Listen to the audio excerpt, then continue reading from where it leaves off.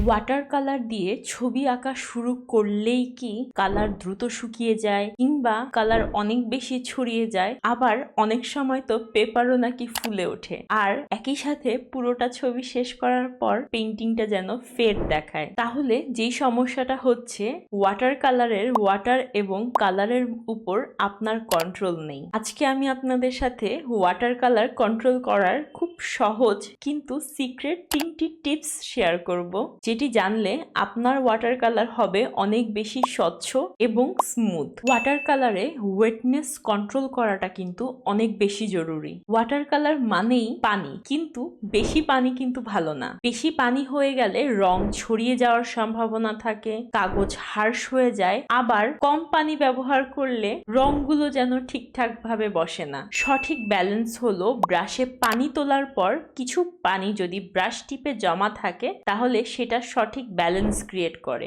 একটি ব্রাশ দিয়ে রং করার পরে আরেকটি ব্রাশ শুধুমাত্র সেই কালারগুলোকে হালকা করার কাজে ব্যবহার করুন। যখনই দেখবেন বেশি রং ছড়িয়ে যাচ্ছে, তখনই সেকেন্ড ব্রাশের একদম মাথা থেকে আলতোভাবে পানিগুলো তুলে নিন। এই ট্রিক্সটা আপনার এজেস গুলোকে স্মুথ করতে দারুণভাবে কাজ করবে।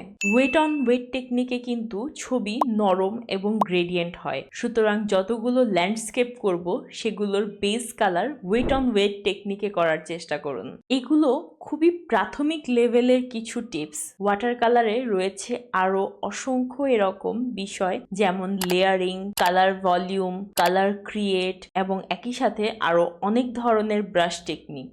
আমার এই 4 মাসের কোর্সে আমি কিন্তু ওয়াটার কালারের পাশাপাশি পেন্সিল স্কেচ এবং অ্যাক্রিলিক কালারেরও প্রতিটা টিপস অ্যান্ড ট্রিক্স নিয়ে আলোচনা করি, এবং প্রতিটি লাইভ ক্লাসের সাথে থাকছে রেকর্ডেড ভিডিও, আর লাইফ টাইম সাপোর্ট তো পাচ্ছেনই। আপনি যদি আপনার ওয়াটার কালারের পাশাপাশি পেন্সিল স্কেচ এবং অ্যাক্রিলিক কালারের স্কিলকে আরো অনেক বেশি ডেভেলপ করতে চান, তাহলে আজই আমার অনলাইন আর্ট কোর্সে এনরোল করতে পারেন।